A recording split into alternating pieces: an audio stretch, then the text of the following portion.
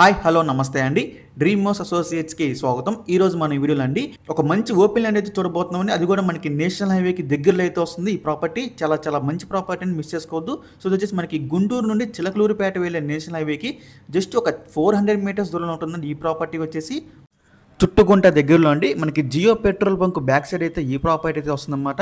Jio petrol bunk అలాగే KKR theatre ఉంది కానీ దాని బ్యాక్ సైడ్ అయితే ఈ ప్రాపర్టీ వస్తుంది. చాలా మంచి ప్రాపర్టీ అండి, మిస్ చేసుకోవద్దు.